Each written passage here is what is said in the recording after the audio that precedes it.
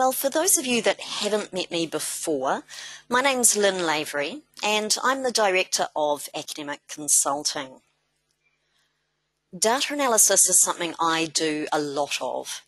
I teach it, I work individually with other researchers on their data analysis, and I also do a lot of analysis work of my own.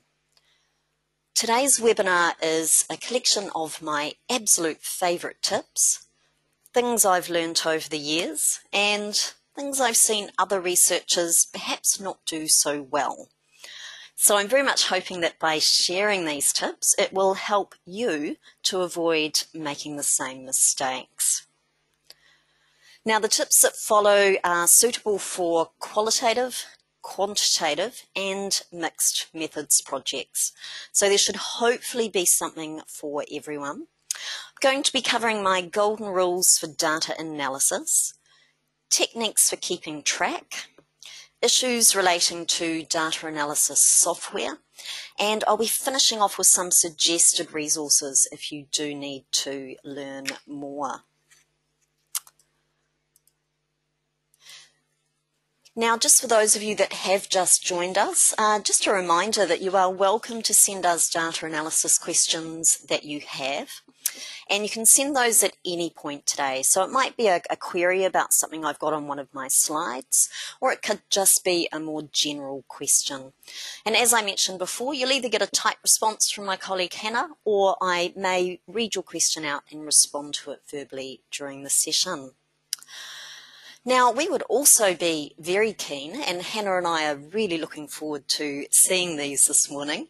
We'd be really keen to hear if you have any tips of your own that you would like to share. And I'm actually going to be running this as a bit of a competition. So there is a prize for the best tip that's submitted.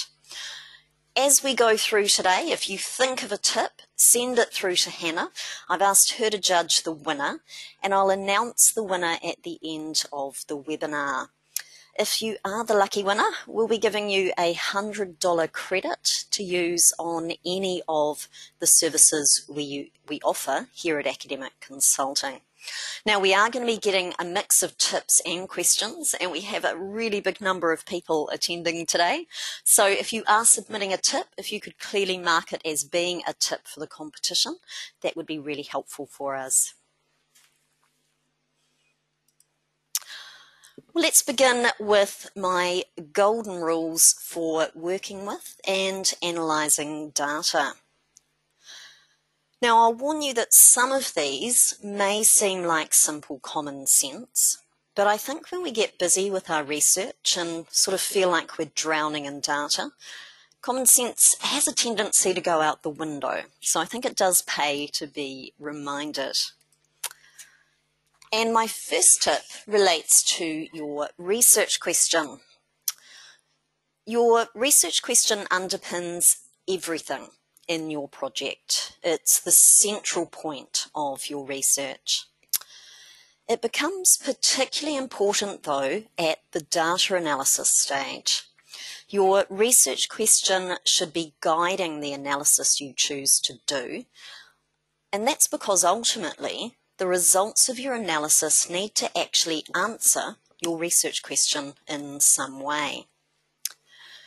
Now, as I just mentioned, I do a lot of individual work with researchers relating to their analysis, and often they come in to see me, they dump their laptop and a ton of data down on the desk and say, I'm completely overwhelmed, I have no idea where to even begin with my analysis.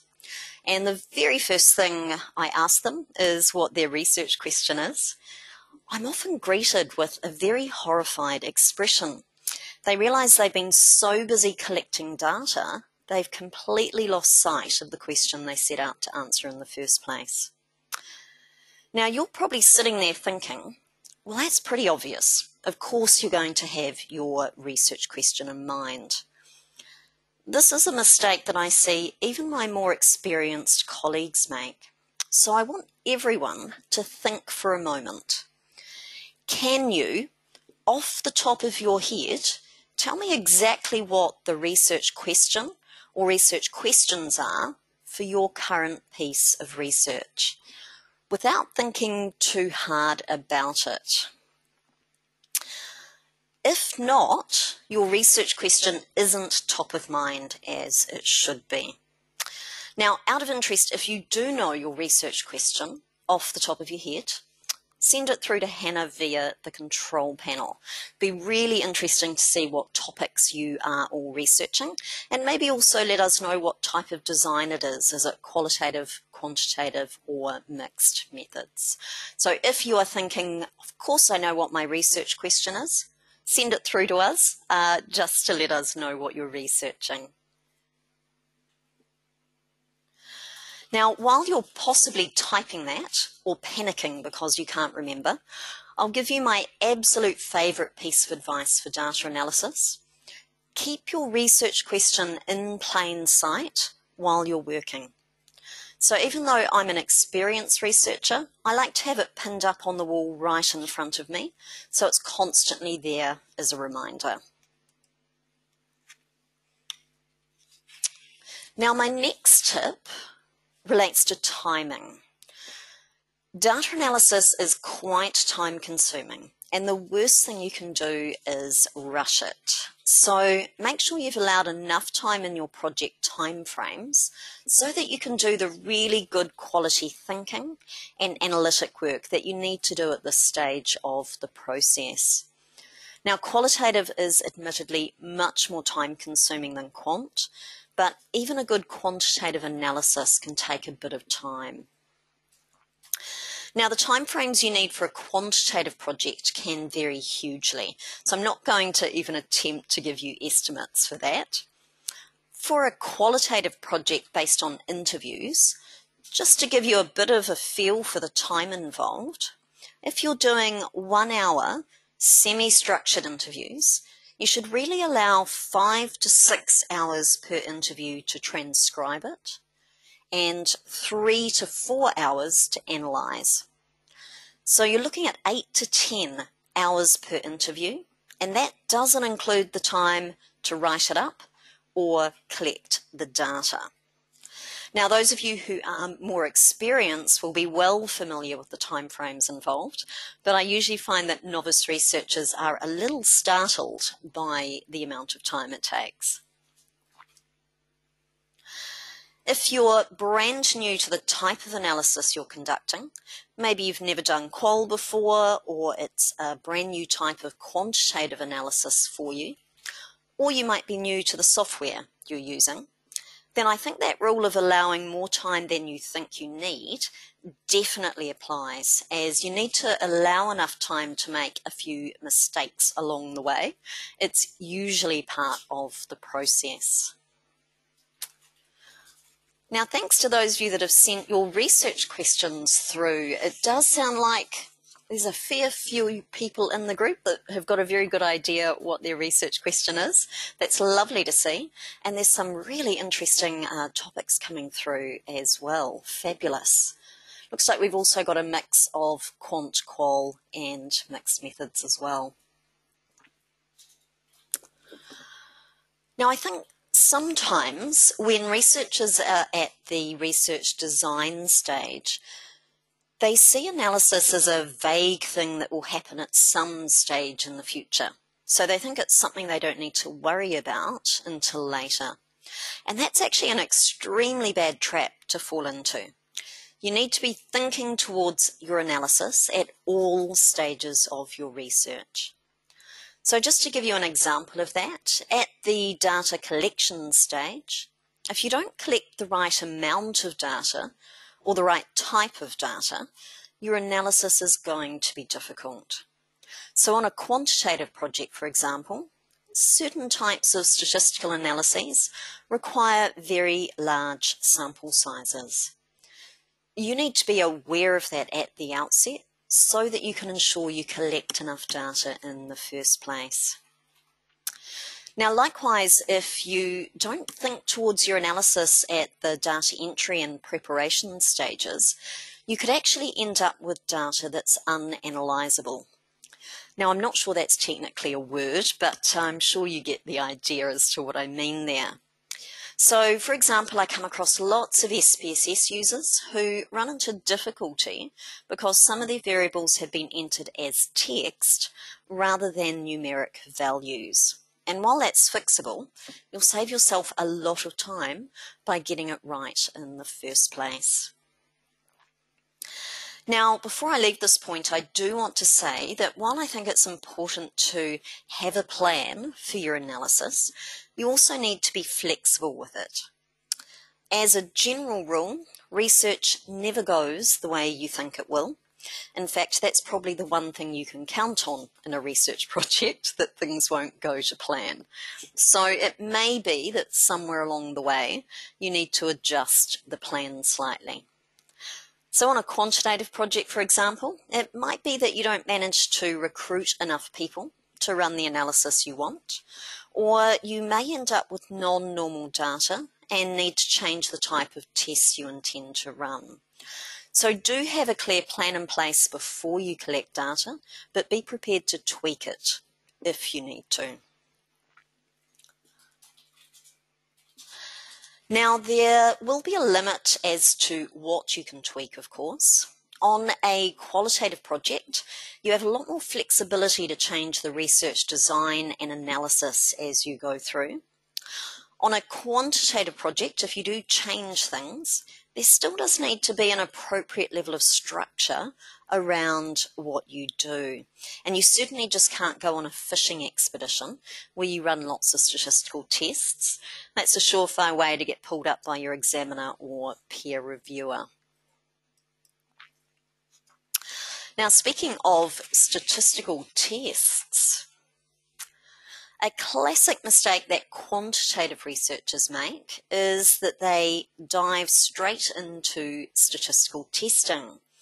We do seem to be a bit obsessed with p-values as researchers, unfortunately. So we just want to know whether we've got a significant effect in our data. Now, jumping straight in can be to your disadvantage. You can miss patterns in the data that were unexpected, and you might not fully understand the statistical tests you're conducting because you might not be familiar with the story that the data is telling. I always start my statistical analysis with some basic descriptive statistics, not just to assess normality and check for errors, and that's something I'll come back to shortly, but also just to give me a feel for the data that can actually help inform any analysis I do later down the track.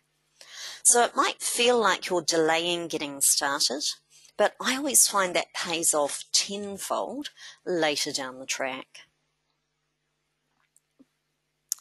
Now, interestingly, the opposite applies if you're a qualitative researcher. Ideally, you want to start analysing the data right away. You'd never do that on a quant project. There's not much point calculating things like means and standard deviations until all the data's collected. But on a qualitative project, you can actually start the analysis the minute you get your first piece of data, and it may well be in your best interest to do that. If you start your qual analysis early, that can actually inform later data collection that you conduct. And the sooner you start your analysis, the sooner some of those great insights can occur. So it does seem slightly counterintuitive. It's a really good habit to develop, though.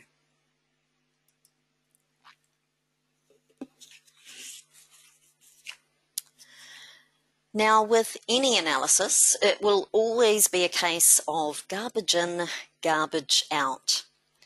It doesn't matter how good your analysis skills are or how flash the software is you're using. If the data you're working with hasn't been carefully checked and prepared, any analysis you conduct on it will essentially be rubbish. So always take the time to ensure your data is as clean and accurate as possible. Now, in terms of what that actually looks like in practice, for a quantitative data set, make sure you've cleaned and screened the data, obviously checking for any possible errors and assessing the normality of the data as well, if that's something that will be important for the statistical analysis you're planning to do. If you begin straight away by running significance tests and then you discover there's some data missing or some values have been incorrectly entered, you're actually going to need to do that work all over again. Once again, it may feel like you're delaying starting, but spending that time up front can save significant time in the long run. Now with qualitative, you're not dealing with numbers obviously, but any data still needs to be cleaned. Make sure any field notes are understandable and check that all of your interview and focus group transcripts are accurate. Checking the accuracy of your transcripts will be particularly important if you've outsourced your transcription. But regardless of whether or not it's a piece of software or a human being that has transcribed your recordings, it's really important that you as the researcher go through and check that the transcript's an accurate reflection of what was said. And along with that, you might want to consider what extra information you could include. So should you include tone of voice, context, non-verbal behaviour, etc. Now, I am planning to deal with questions at the end of today, but I've just been talking about the quality of transcripts, so I'm actually going to quickly deal with one question that came through now. So Trudy has asked about my thoughts on the transcription function in vivo for transcribing automatically. So this is a relatively new product that QSR International, the people that make in vivo, have put out. So it's a separate product to the in vivo software, and it's called in vivo transcription. To answer Trudy's question, at this stage, I do not feel comfortable recommending that particular product. So as many of you know, I am a huge fan of in vivo and I happily use it for all of my research. But I think the new product, in vivo transcription, has a little way to go in terms of the accuracy of the files that get returned.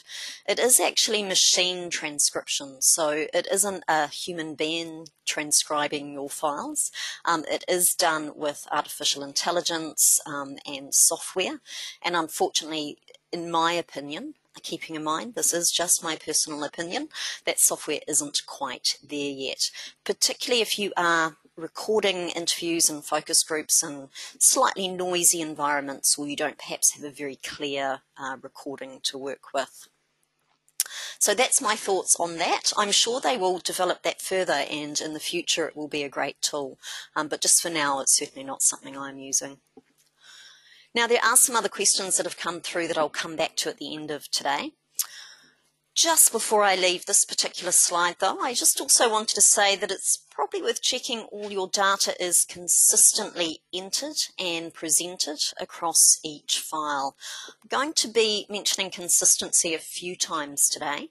I actually think ensuring consistency is one of the key things you can do for a successful piece of data analysis.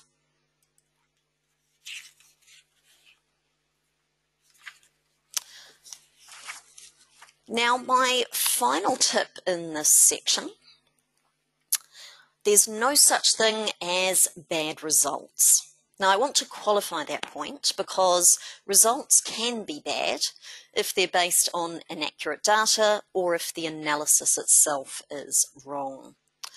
What I'm referring to here, though, is one of the things I commonly hear is researchers saying that they're worried they won't get the results they were expecting, or that they won't get significance if it's a quantitative project. Now, I actually think that's kind of exciting. I think sometimes the most interesting stories come from something that didn't happen or a finding that didn't pan out. I think it's really important that regardless of what you were expecting, you let the data tell the story. Now, while that sounds easier said than done, and it is, it will save you a lot of work trying to rationalise a finding later or trying to make a result fit with your preconceived notion of what the result should be. Now, don't get me wrong, it is pretty gutting if you don't find what you hoped, and that's something I do have first-hand experience with. I didn't find what I hoped to in my PhD research. So I taught a group of students how to improve their study strategies, and I spent ages developing an intervention program, teaching the students, tracking their progress, and unfortunately, despite all my hard work, my quantitative data showed that what I taught them made absolutely no difference whatsoever. Rather upsetting, as you can probably imagine. So I wasted ages, I wasted months in fact, trying to write the data up in a way that minimized what I found. And in the end, once I actually came to terms with the fact that my intervention didn't actually make a difference, I was able to write a really interesting chapter on why it didn't work. Now, the examiners commented that section was actually the best aspect of my entire thesis, so it just goes to show what you can do with unexpected findings.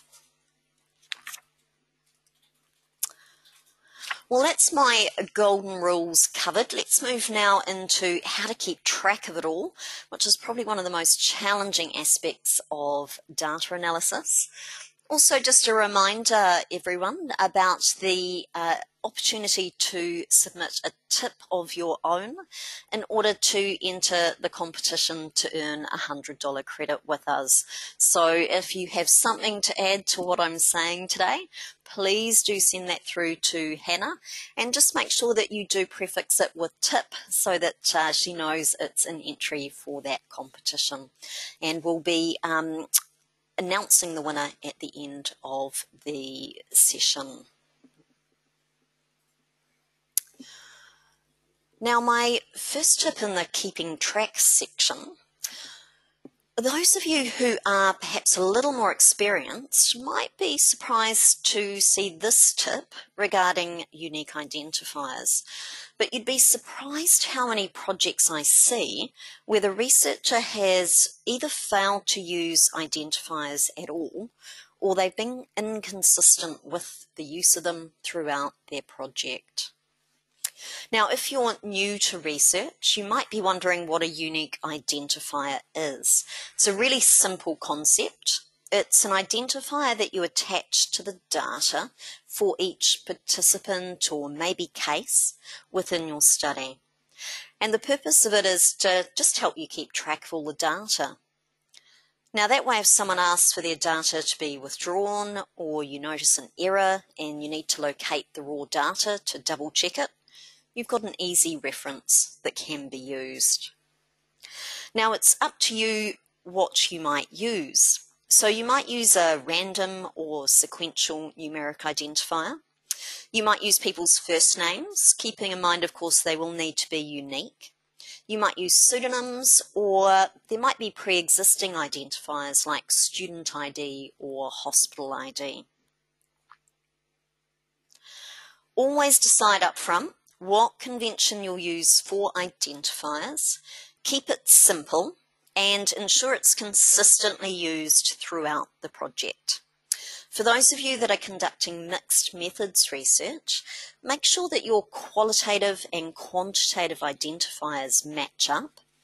That's a really common mistake in mixed methods research, where people use numeric IDs for their quant data, and then they use actual names or pseudonyms for their qual. And that actually makes it really difficult to make comparisons and look for patterns later down the track, especially if you're planning to use software or databases to match people up.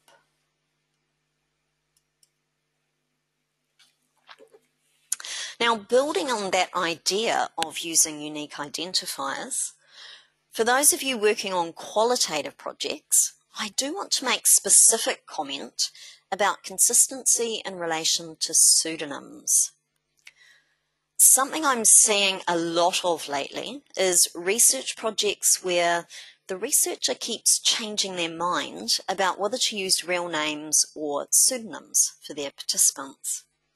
Now, changing your mind partway through can be really time-consuming and can also often lead to errors. So make a decision up front about that and stick to it.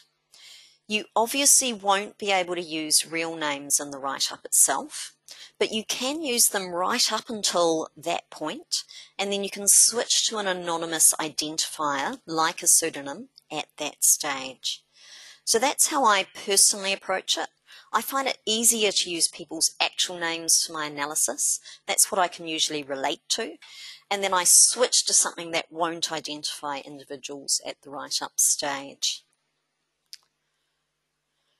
The point on this slide isn't just about identifiers though. Inconsistent labelling is a researcher's nightmare. Now you're probably wondering what on earth you might label in research. I'm thinking about things like file names. In quantitative research, it might be your variable names or category labels. And we've just talked about unique identifiers. They're also a form of labelling. So have a really good system in place for the conventions you'll use. Keep them as simple as possible while still being descriptive so that they're actually helpful. To give you an example of what I mean, on a qualitative project where you're working with interview transcripts, try and use the same convention to name all your files. So you might include the unique identifier, perhaps a brief code to indicate some basic demographics, and maybe a date to indicate when the interview was conducted. They're just a few examples of what you could include, of course. It will depend on your project as to what might be most useful.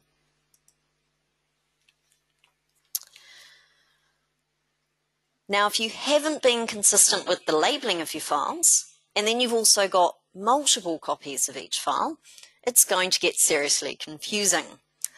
I am a huge fan of keeping things as simple as possible on a research project. I think research is hard enough as it is without making it unnecessarily complicated.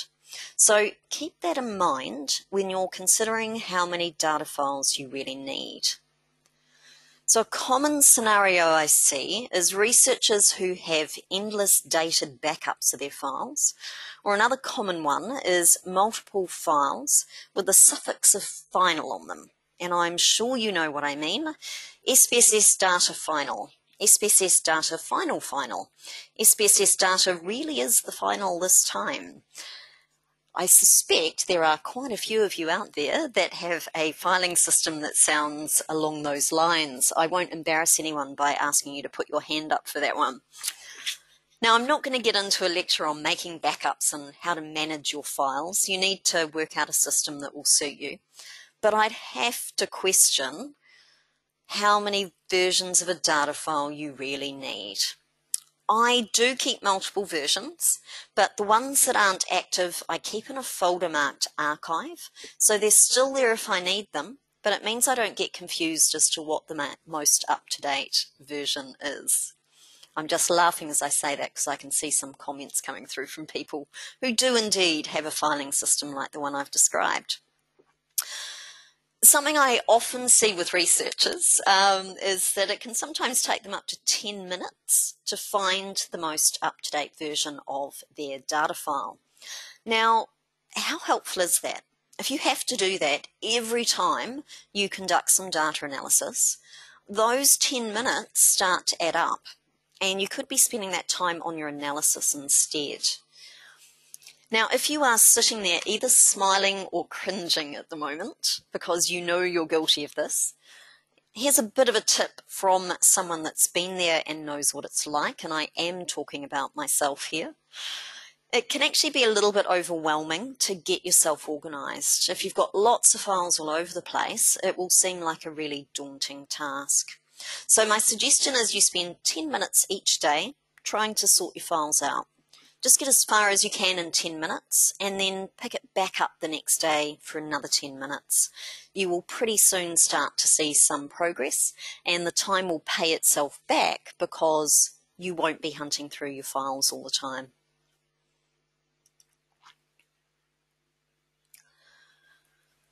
Now, I have a theory that age has made me a better researcher. And it's not because I'm older and wiser and more experienced.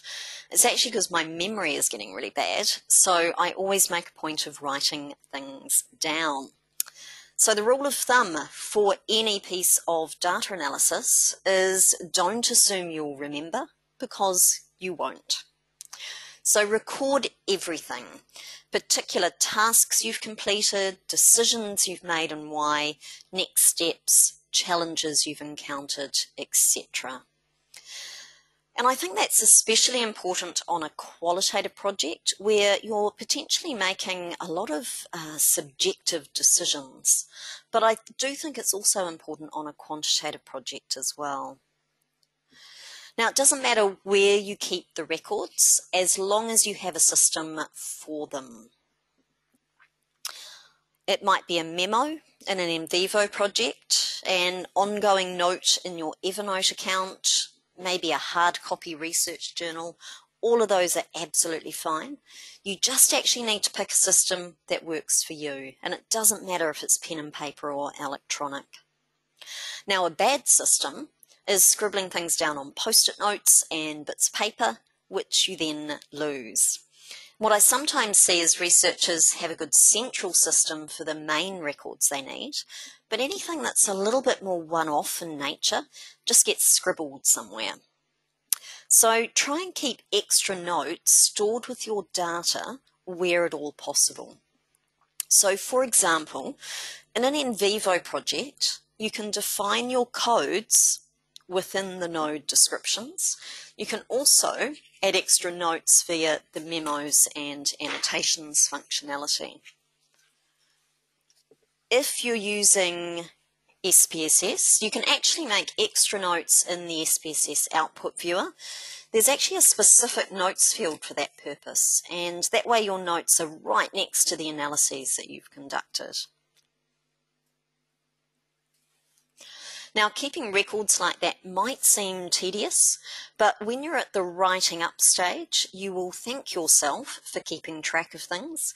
It's certainly never failed to pay off for me personally. Okay.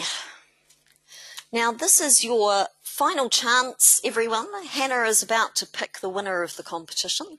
So if you have a tip that you want to submit, send it through to Hannah in the next few minutes, and once I've gone through my next section with software and resources, we will be letting you know who has won. I'm not sure how many tips have come in, but if we have a decent number, we'll also make that available to everyone after the webinar, because you might be interested to know what your fellow participants have suggested.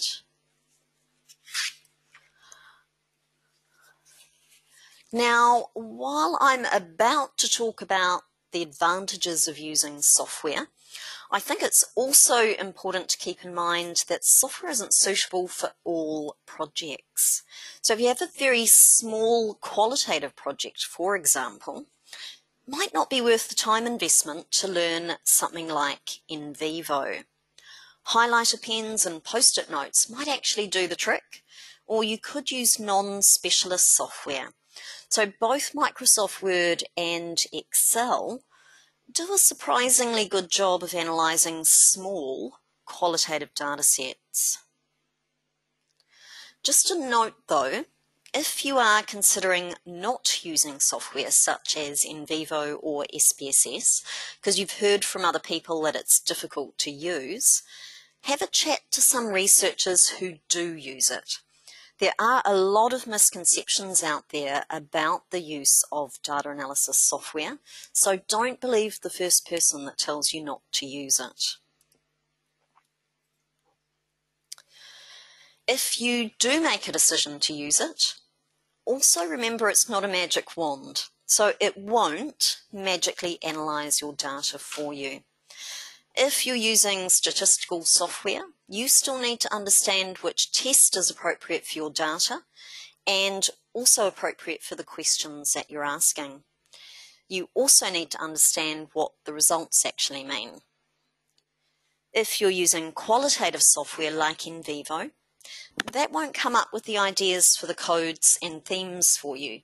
You actually need to tell the software what they are and mark up the text appropriately with them. Now, likewise, something like NVivo won't transcribe your recordings or produce a report for you. That's something that you ideally need to do yourself. So the implication of all of that is you really need to know your stuff.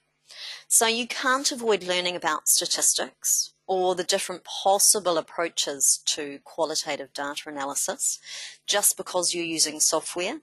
You still need to know about that. And if you don't learn that, then using software will be like going out on the road without knowing the road code. You will land yourself in all sorts of trouble.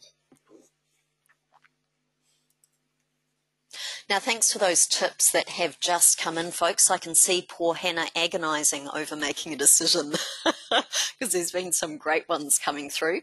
What we might do is close the tips. If you get it in the next few seconds, that's great. But otherwise, there's been quite a few coming in, so we better close it to give Hannah a chance to choose. So in other words, type quickly. Now, I could probably have spent the whole hour just discussing the various data analysis software options that are available. We are very much spoilt for choice these days.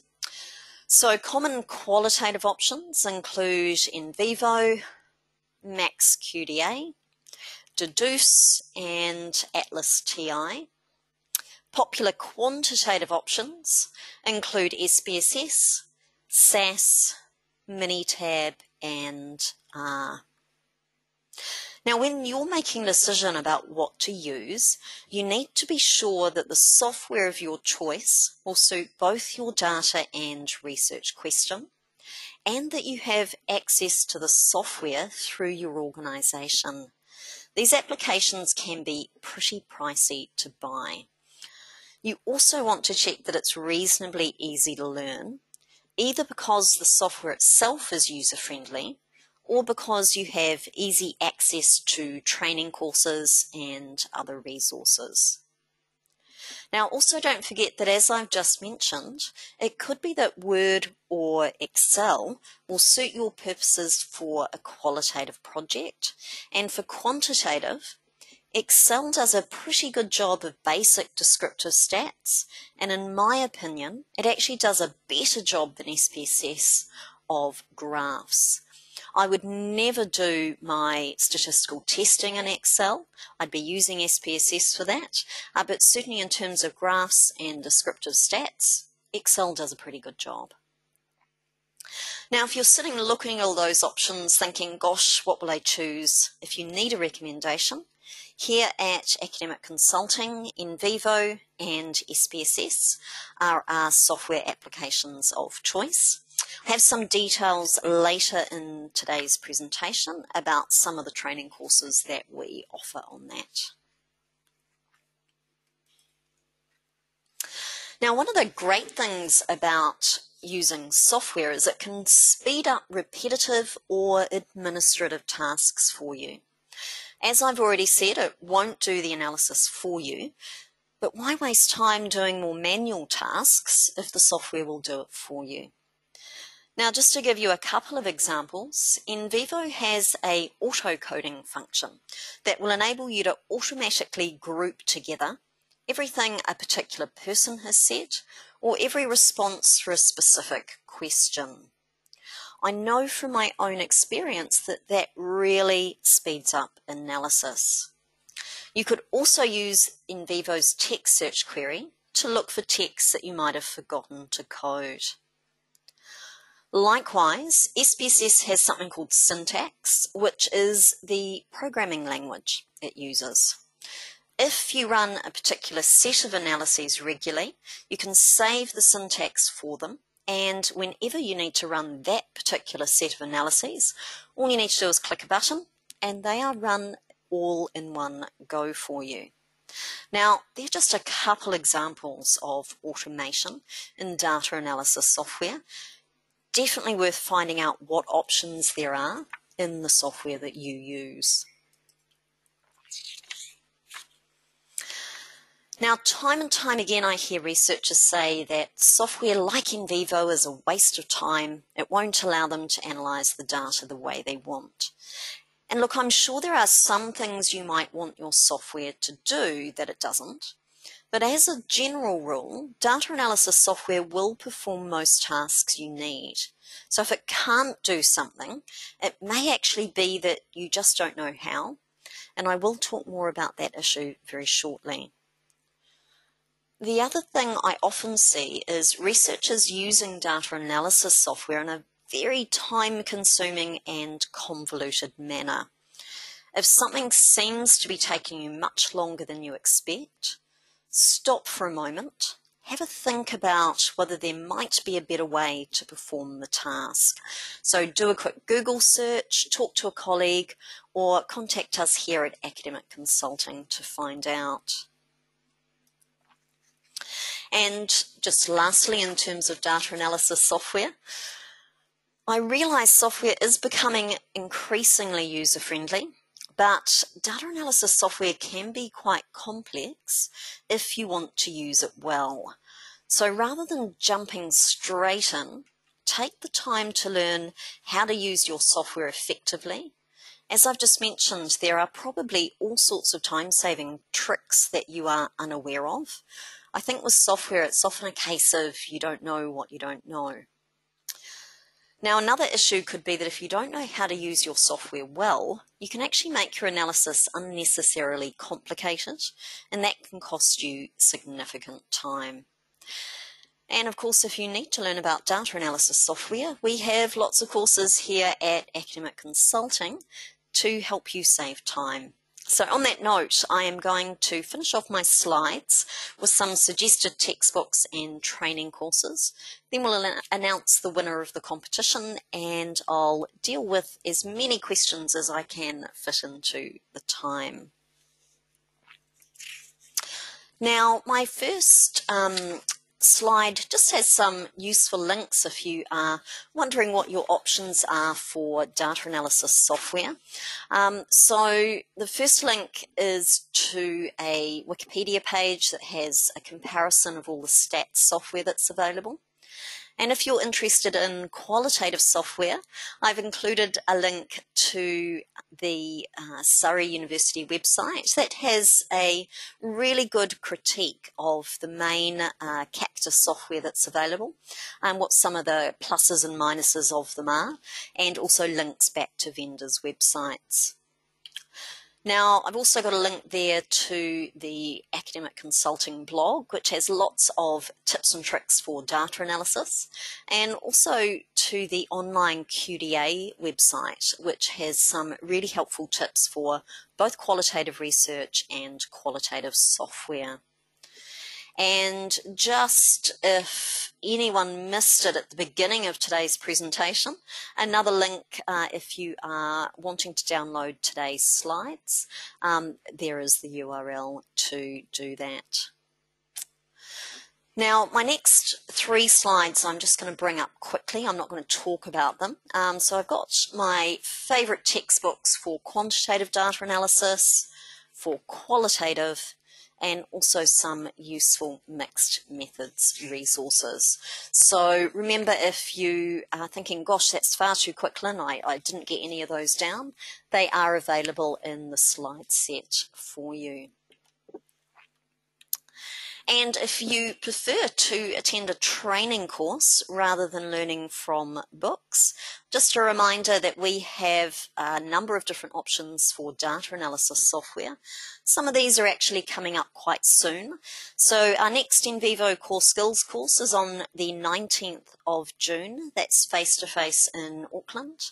And if you already know In Vivo, which by the looks of the class list, a fair few of you do, we have our In Vivo Intermediate level course. That's running online, a couple hours each day on the 10th, 12th and 14th of June.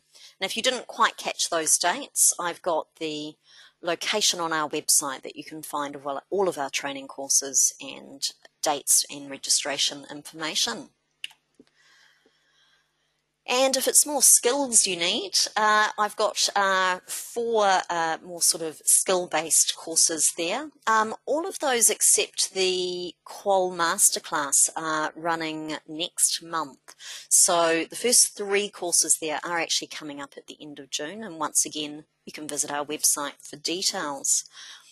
If you can't fit a training course in, do be aware if it's an online course, you can purchase recordings of the session, and that means you're able to watch it at your leisure.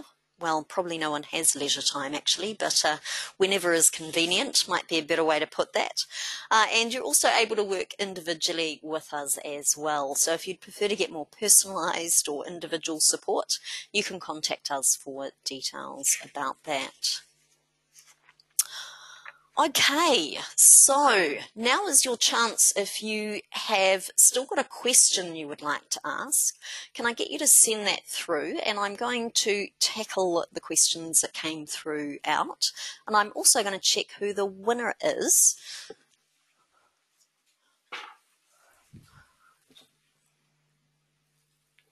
Awesome, cool. Sorry, a little bit of toing and froing there between Hannah and I. So... oh, that's a great tip, actually. So the winner of the competition is Lan, and the tip was forming a group of PhD students at the same stage of data analysis. We had a group of 5 qualitative researchers who met every 2 weeks to share what we're doing and ask feedback from others. It's effective because being reflexive in qualitative data analysis is important. So I agree with Hannah, that's a fabulous tip. So Lan, we'll be in touch after today's session sometime this afternoon, and we'll let you know how you can use your credit. Now, there were actually heaps of really excellent tips that came through. So I think what Hannah and I will do this afternoon is we will collate those and we'll send them out as an email to everyone either tomorrow or early next week. Now let's take a quick look at any questions that came through that need to be answered. So once again, bear with me because we've got a lot of tips and questions. Okay, so a really good question from Adrian around what point of the data analysis process is it best to begin writing up the results? And she makes a comment that it looks like it's going to be an iterative process. Now, Adrian, I'm pretty sure you're doing qualitative research. So I actually am a huge fan of writing as early as possible. So as soon as you start to get a little bit of an idea as to what some of your themes might be, I would be writing them up even just as a bit of a draft at that stage. And I think on any project you should be writing throughout, even if it's just very rough draft memos that no one looks at other than you, that's absolutely fine. So I think there's no sort of set point that you should begin writing, but certainly earlier is better than later.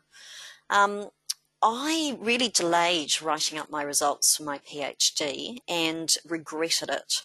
So I got to the point where once I'd finished my analysis and I'd wrapped my head around my slightly odd results, I sat down to write and found I actually had massive writer's block. And it was simply because I had left it so late in the piece. And I suspect that if I had been writing earlier rather than later, that would really have helped out. So no right or wrong answer there, but sooner is better than later. And yes, it certainly is a iterative process. Now, also been asked about my experience of ensuring trustworthiness when analysing qualitative data. That's quite a big topic to cover briefly, so I can see that Hannah's responded to that question with information about some of our other training. Certainly we discussed that in detail in our 2 online qualitative courses and also our masterclasses as well, so that's probably something that's a bit tricky to answer, but we do have other courses that cover that. Now, I'm just scrolling up. I'm pretty sure there was another question earlier on, so just bear with me.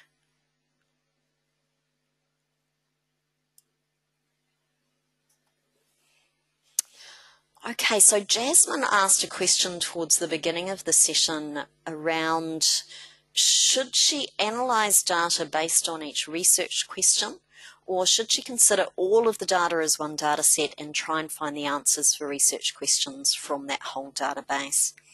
That is going to be slightly determined by your data analysis approach, Jasmine, so I'm a little bit hesitant to give general advice there. I'm also not sure, unfortunately, if you're doing quant or qual.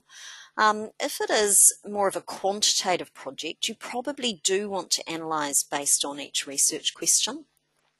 If it's qualitative, I'd have your research questions in mind, but I prefer to analyse the data overall, see what emerges, and then I go back and see how that fits with my research questions. So it depends on quant and qual, and also obviously depends on the specific data analysis approach you have selected. So that example I just gave, where I'm analysing my qual generally, seeing what emerges from the data, that's obviously more of a inductive approach, and so that fits with that. If you were taking more of a deductive approach, perhaps it is better to analyse specifically for each research question. So I hope that helps answer that. Now, I think I've answered all the questions that came through. Do feel free, if you do have something else you'd like to quickly send through to me. We do have a couple of minutes spare at the end.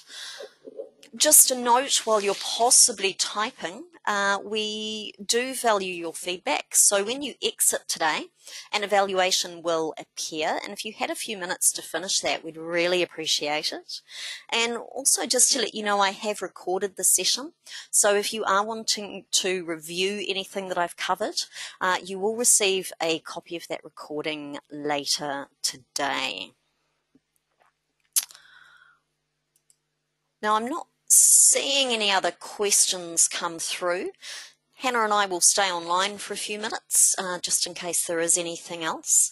If you found today's webinar helpful, just a reminder, we have another of our free webinars coming up on June 18th. That one is tips for organising your ideas as a researcher, helping you stay organised, and you can enrol in that via our website. So I'd just like to finish off by wishing you all the best for your data analysis. I really hope the tips today will be of some use for your next project and that you get some great results, even if it's not what you expected.